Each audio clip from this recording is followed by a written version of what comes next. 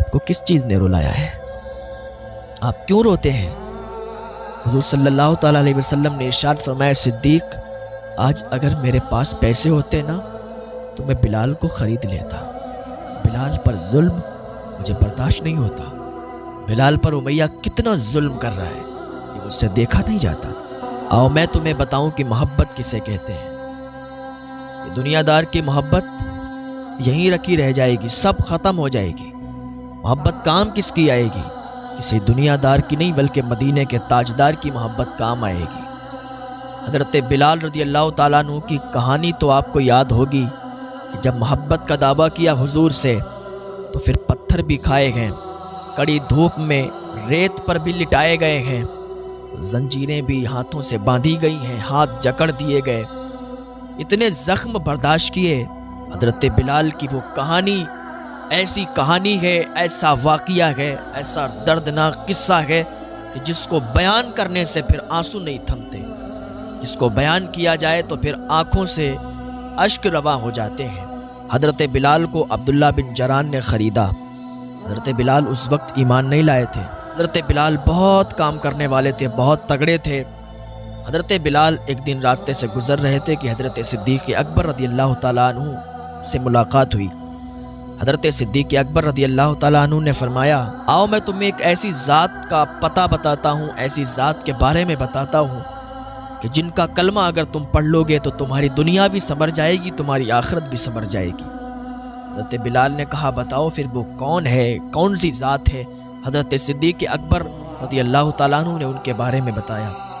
اور جب حضور صلی اللہ تعالیٰ علیہ وسلم کے بارے میں حضرت صدیق اکبر نے بتایا تو حضرت بلال کی آنکھوں میں آنسو آ گئے، اور وہیں پر حضرت بلال نے کلمہ پڑھ لیا اور حضور صلی اللہ تعالیٰ علیہ وسلم کے ہو گئے، حضور سے محبت ہو گئی۔ حضرت بلال نے ابھی کسی کو بتایا نہیں کہ انہوں نے کلمہ پڑھ لیا اور حضور کے ہو گئے ہیں۔ بلال آئے اور اپنا کام کرنے لگے۔ تھوڑے دن گزر گئے تو عبداللہ بن جران کو کسی نے بتایا کہ تیرا غلام بلال ہے، اس نے محمد عربی کا کلمہ پڑھ لیا ہے، وہ محمد عربی کا دیوانہ ہو گیا ہے، کام تیرا کرتا ہے، گن اس کے گاتا ہے۔ عبداللہ بن جران کو بہت غصہ آیا۔ عبداللہ بن جران نے امیہ کے ہاتھ بلال کو بیچ دیا، اور امیہ کو یہ بتایا نہیں کہ اس نے کلمہ پڑھ لیا اور یہ حضور کا دیوانہ ہو چکا ہے۔ امیہ کے ہاں حضرت بلال کام کرنے لگے، بہت کام کرتے تھے۔ ایک دن ایسا ہوا کہ امیہ اور اس کے چاہنے والے اور بھی لوگ جمع تھے، عمار بن یاسر کو مار رہے تھے۔ عمار بن یاسر کو تمام لوگوں نے مارا، امیہ نے مارا، اور اتنا مارا کہ امیہ تھک گیا۔ امیہ تھک کر ایک طرف کھڑا ہو گیا۔ اب بلال ہٹے کٹے تھے، بلال کو بلایا، کہا بلال تو میرا غلام ہے، عمار کو اتنا مار کہ اس کی جان نکل جائے۔ یہ محمد عربی کا دیوانہ ہے، یہ ان کا کلمہ پڑھتا ہے، اتنا مار کہ یہ ان کا کلمہ نہ پڑھے، یہ ان کا نام نہ لے۔ بلال نے تو کلمہ پڑھ لیا تھا، بلال تو حضور کے دیوانے ہو چکے تھے۔ ہاتھ میں کوڑا دیا امیہ نے، حضرت بلال نے کوڑا ہاتھ میں پکڑا اور عمار بن یاسر کے قریب گئے۔ عمار بن یاسر کو معلوم تھا کہ بلال نے کلمہ پڑھ لیا۔ عمار بن یاسر یہ سوچتے تھے کہ کہیں بلال یہ نہ کہہ دیں کہ میں بھی حضور صلی اللہ تعالیٰ علیہ وسلم کا دیوانہ ہو چکا ہوں، میں نے بھی ان کا کلمہ پڑھ لیا ہے۔ اگر بلال نے یہ کہہ دیا تو بلال کو بھی مارا جائے گا۔ تو عمار بن یاسر نے حضرت بلال کے کان میں کہہ دیا کہ بلال یار 3-4 کوڑے مار لے تاکہ ان کو یقین ہو جائے، اور اگر مارے گا نہیں اور کہیں اعلان کر دیا تو جیسا میرا حشر ہے، جیسی میری حالت ہے، ایسی بھی حالت تمہاری ہو جائے گی، یہ لوگ تمہیں چھوڑیں گے نہیں۔ بلال نے ادھر دیکھا ادھر دیکھا، چاروں طرف دیکھا اور کہا جس نبی کا تم نے کلمہ پڑھا ہے نا، اسی نبی کا میں نے بھی کلمہ پڑھا ہے، تمہیں یہ لوگ ماریں یہ مجھے برداشت نہیں، کیونکہ تم بھی حضور کے دیوانے ہو، میں بھی حضور کا دیوانہ ہوں، میں بھی حضور سے محبت کرتا ہوں، اور اب دیکھتا ہوں کہ ان کے ہاتھوں میں کتنی طاقت ہے، یہ بلال کو کتنا مار سکیں گے۔ ادھر امیہ چیخ کر بولا کہ بلال تجھے کوڑا بات کرنے کے لیے نہیں دیا گیا، تجھے کوڑا مارنے کے لیے دیا گیا، تو عمار کو مارتا کیوں نہیں ہے؟ تو بلال نے کوڑا نچایا اور پھینکا دور اور کہا امیہ سن لے، غلام تیرا ہوں، غلامی تیری کرتا ہوں، لیکن حضور کا دیوانہ ہو چکا ہوں، حضور کے نام کا میں نے کلمہ پڑھ لیا ہے، حضور کا دیوانہ بن چکا ہوں، حضور سے محبت کرنے لگا ہوں۔ جس نبی کا عمار نے کلمہ پڑھا ہے اسی نبی کا بلال نے بھی کلمہ پڑھا ہے، تو عمار کو مارے گا بلال دیکھتا رہے گا، یہ بلال کو برداشت نہیں ہے۔ جا میں اعلان کرتا ہوں کہ میں بھی حضور کا دیوانہ ہو چکا ہوں۔ امیہ دیکھ کر حیرت زدہ ہو گیا، بلال کھانا میرے یہاں کھاتا ہے، غلام میرا ہے اور گن محمد کے گا رہا ہے۔ بلال نے کہا ہاں میں محمد کا دیوانہ بن چکا ہوں، میں محمد کا کلمہ پڑھ چکا ہوں۔ امیہ کو بڑا غصہ آیا، امیہ نے کوڑا اٹھایا، حضرت بلال کو مارنا شروع کیا۔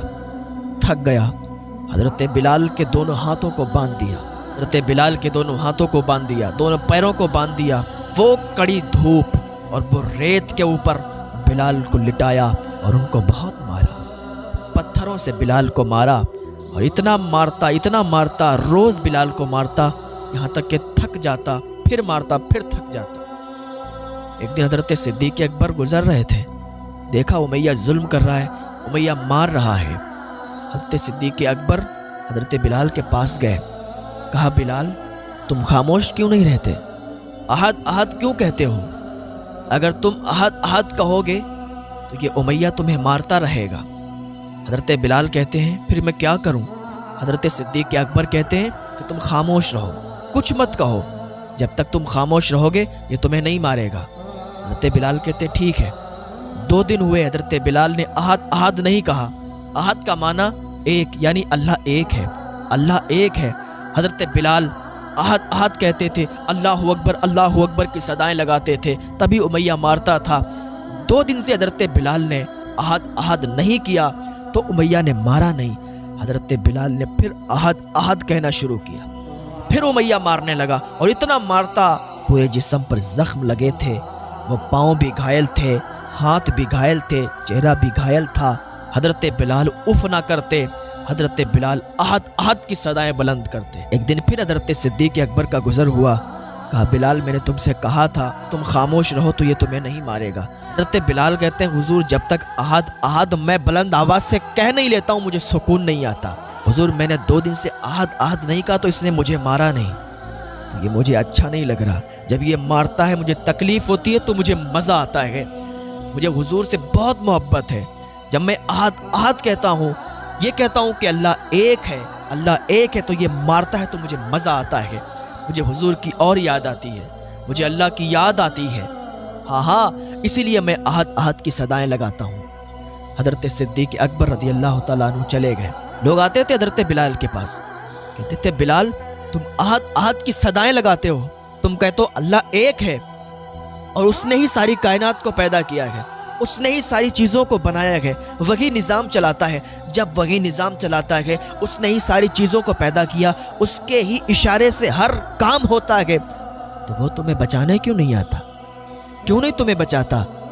تو حضرت بلال نے کیا ہی پیارا جواب دیا تھا کہ اللہ کا کام ہے وہ بندوں کو آزمائے، بندوں کا کام نہیں وہ اللہ کو آزمائے۔ کیا ہی پیارا حضرت بلال نے جواب دیا۔ لوگ چلے جاتے تھے۔ ایک دن حضور صلی اللہ تعالیٰ علیہ وسلم کا ادھر سے گزر ہوا، کیا دیکھتے ہیں حضرت بلال احد احد کہہ رہے ہیں اور امیہ ان پر ظلم کر رہا ہے، امیہ ان پر پتھر مار رہا ہے، امیہ ان کو زخم دے رہا ہے، ان کو مار رہا ہے، اور وہ احد احد کی صدائیں بلند کر رہے ہیں۔ حضور صلی اللہ تعالیٰ علیہ وسلم گئے مسجد نبوی میں، آپ رونے لگے، اتنا روئے کہ آپ کی داڑھی مبارک بھیگ چکی تھی، آنسوؤں سے تر ہو چکی تھی۔ حضرت صدیق اکبر رضی اللہ تعالیٰ عنہ کا گزر ہوا، دیکھا کہ حضور مسجد نبوی میں رو رہے ہیں۔ قریب گئے، یا رسول اللہ صلی اللہ تعالیٰ علیہ وسلم آپ کو کس چیز نے رلایا ہے؟ آپ کیوں روتے ہیں؟ حضور صلی اللہ تعالیٰ علیہ وسلم نے ارشاد فرمایا صدیق آج اگر میرے پاس پیسے ہوتے نا تو میں بلال کو خرید لیتا۔ بلال پر ظلم مجھے برداشت نہیں ہوتا، بلال پر امیہ کتنا ظلم کر رہا ہے، یہ مجھ سے دیکھا نہیں جاتا۔ آج اگر میرے پاس پیسے ہوتے تو میں بلال کو ضرور خرید لیتا۔ حضرت صدیق اکبر واپس آئے، آنے کے بعد پیسوں کا انتظام کیا اور امیہ کے یہاں پہنچے۔ حضرت صدیق اکبر نے فرمایا کہ میں بلال کو خریدنے آیا ہوں، اس کی کیا قیمت ہے؟ وہ ہنسا، مسکرایا کہ میں تو اس کو 50 میں خرید کے لایا تھا، میں اس کو 50 دینار میں خرید کر لایا تھا، مگر تم خریدتے ہو تو میں اس کی بولی لگاتا ہوں، اب میں 50 نہیں بلکہ 2000 دینار لوں گا۔ مرضی ہو تو خرید لو اور مرضی نہ ہو کوئی بات نہیں۔ حضرت صدیق اکبر نے فرمایا 2000 دینار؟ حضرت صدیق اکبر نے 2000 دینار نکالے، دے دیے۔ اس نے کہا بس 2000 دینار میں بھی کام نہیں چلے گا۔ صدیق اکبر نے فرمایا پھر کیا لوگے؟ اس نے ایک اور سودا کیا، کہا تمہارے اچھے اچھے مجھے کچھ غلام چاہیے، کچھ باندی چاہیے۔ حضرت صدیق اکبر نے کہا ٹھیک ہے لے جاؤ، کچھ غلام دیے، کچھ باندی دیں، اور حضرت بلال کو خرید لیا۔ بلال کو جب خریدا تو بتایا کہ مدینے والے آقا صلی اللہ تعالیٰ علیہ وسلم تمہیں یاد کر کے آنسو بہا رہے تھے۔ حضرت بلال نے جب اتنا سنا تو رونے لگے اور آنسو بہنے لگے، آنسوؤں کا سیلاب جاری ہو گیا۔ حضرت صدیق اکبر نے فرمایا مت رو، مت رو، میں تمہیں اسی مدینے والے آقا صلی اللہ علیہ وسلم سے ملانے کے لیے لے جا رہا ہوں۔ حضرت بلال کہتے ہیں مجھے بے چینی ستا رہی ہے، اب مجھ سے برداشت نہیں ہوتا، مجھے فوراً ان کے پاس لے چلو، میں ان کے پاس جاؤں گا۔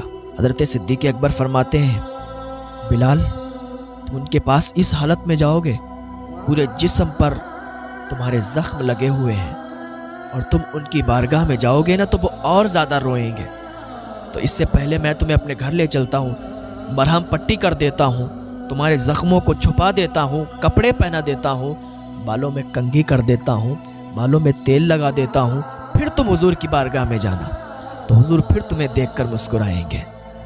حضرت بلال کو حضرت صدیق اکبر رضی اللہ تعالیٰ عنہ گھر لے گئے، ان کے زخموں پر مرہم لگایا، پٹی باندھی، ان کو اچھے کپڑے پہنائے، ان کے چہرے کو صاف کیا، ان کے بالوں میں تیل لگایا اور ان کے بالوں میں کنگھی کی، داڑھی کو صاف کیا۔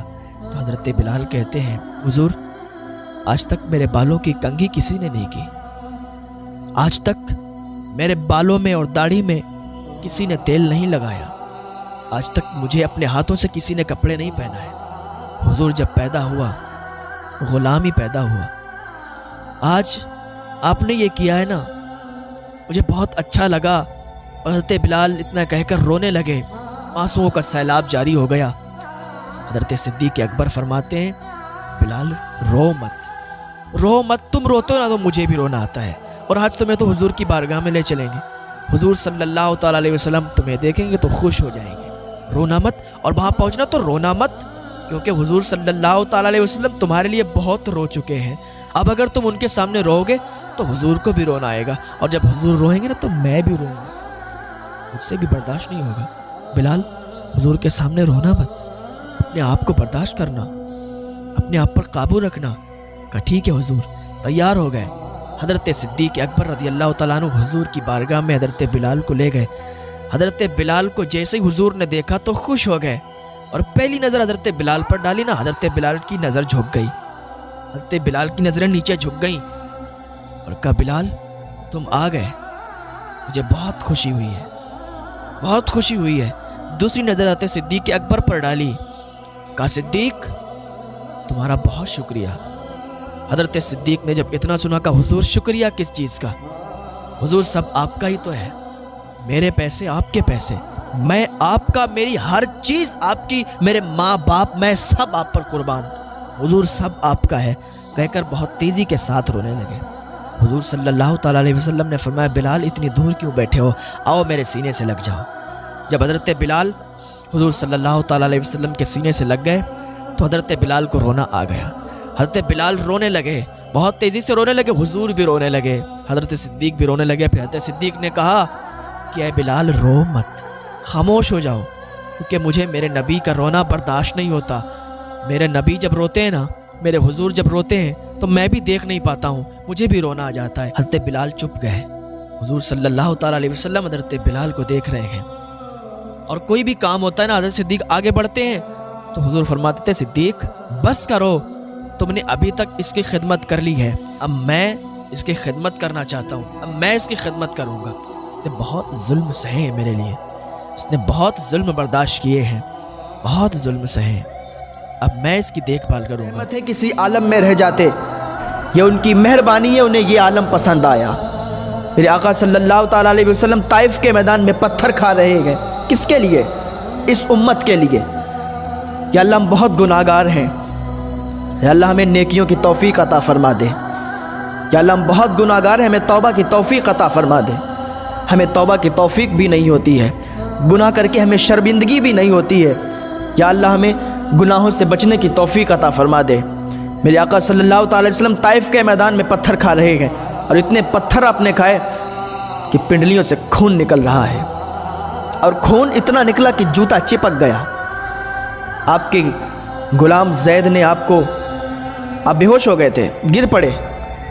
آپ کے غلام زید نے آپ کو اٹھا کے بھاگے سامنے۔ ایک باغ تھا، اور آپ کے سب سے بڑے دشمن کا باغ تھا، عتبہ بن ربیعہ کا۔ اس باغ میں آپ کو زید لے کر گئے اور آپ کو ایک انگور کے درخت کے نیچے لٹایا۔ آپ کے دشمن عتبہ نے جب آپ کو دیکھا تو اس کے دل سے بھی آواز نکلی، ہائے طائف والوں نے محمد کے ساتھ کیا کیا۔ ہم نے اس کی کوئی قیمت نہیں لگائی۔ دشمن کو جسے دیکھ کر رحم آیا، ہمارے دلوں میں اس کے لیے کوئی رحم نہیں آیا۔ ہم نے اپنے دلوں سے، اپنے گھر سے، اپنے کاروبار سے، کردار سے اس کو نکال دیا۔ ہم نے اس کی کوئی قیمت نہیں لگائی۔ عتبہ نے اپنے غلام عداس کو بلایا، کہا عداس، اور اس نے انگور توڑ کے ایک کسی چیز میں دیا، کہا عداس وہ درخت کے نیچے جو آدمی پڑا ہے نا، اس کو یہ انگور دو جا کے، اور اس سے کہنا تمہیں رشتہ داری کی قسم ہے، تمہیں رشتہ داری کا واسطہ ہے، یہ انگور کھا لینا۔ عداس حضور صلی اللہ تعالیٰ علیہ وسلم کے پاس وہ انگور لایا۔ حضور صلی اللہ تعالیٰ علیہ وسلم نے ایک انگور اٹھایا، کہا بسم اللہ۔ جب آپ نے اتنا پڑھا تو عداس بولا کہ یہاں تو یہ نام کوئی نہیں لیتا، یہاں تو اس نام کو لے کر کوئی نہیں کھاتا، آپ کون ہیں، کہاں سے آئے ہیں؟ میرے آقا صلی اللہ تعالیٰ علیہ وسلم فرماتے ہیں تم کہاں کے ہو؟ اس نے کہا میں نینوا کا رہنے والا ہوں۔ حضور صلی اللہ تعالیٰ علیہ وسلم نے ارشاد فرمایا اچھا میرے بھائی یونس کے شہر سے ہو؟ اس نے کہا آپ یونس کو جانتے ہیں؟ آپ میرے نبی یونس علیہ السلام کو جانتے ہیں؟ میرے آقا صلی اللہ تعالیٰ علیہ وسلم نے ارشاد فرمایا ہاں وہ بھی اللہ کے نبی ہیں، میں بھی اللہ کا نبی ہوں، میں اللہ کا آخری نبی ہوں۔ جب عداس نے اتنا سنا تو کلمہ پڑھ کے فوراً مسلمان ہو گیا، اشہد ان لا الہ الا اللہ و اشہد ان محمدًا عبدہ و رسولہ، فوراً مسلمان ہو گیا۔ پھر آپ نے جو اللہ رب العزت سے باتیں کی ہیں، یا اللہ تو نے ہمیں کس کے حوالے کر دیا، کن لوگوں کے حوالے کر دیا؟ حضرت جبریل فرشتوں کی جماعت لے کر آ گئے، یا رسول اللہ حکم فرما دیں ان دو پہاڑوں کو اٹھاؤں گا اور یوں مسل کے رکھ دوں گا، یا رسول اللہ حکم فرمائیں پوری بستی کو تباہ و برباد کر دوں گا، پوری بستی کو الٹ پلٹ دوں گا، یا رسول اللہ حکم فرمائیں۔ میرے آقا صلی اللہ تعالیٰ علیہ وسلم فرماتے ہیں نہیں جبریل نہیں، ان لوگوں نے کلمہ نہیں پڑھا تو کیا ہوا، ان کی نسلیں کلمہ پڑھیں گی، قربان جائیں میرے نبی پر، وہ ساری کائنات کے لیے رحمت بن کر آئے ہیں۔ ان کے دل میں کتنا رحم ہے اس امت کے لیے، ہم لوگوں کے لیے کتنا رحم ہے، لیکن ہمیں ان پہ رحم نہیں آیا۔ آج ہم گناہوں پہ گناہ کرتے جا رہے ہیں، ہمیں توبہ کی توفیق نہیں ہو رہی ہے، گناہ کر کے بھی ہم ہنستے ہیں، گناہ کر کے بھی ہمیں شرمندگی حاصل نہیں ہوتی ہے۔ کیسے ہم ان کو منہ دکھائیں گے؟ چہرے پر سنت رسول نہیں ہے، ہمارا لباس اسلامی نہیں ہے، ہمارا طور و طریقہ اسلامی نہیں ہے، ہمارا چلنے کا ڈھنگ اسلامی نہیں ہے۔ آج ہم دوسروں کو فالو کرتے ہیں، ہم نے اپنے نبی کا طریقہ نہیں اپنایا۔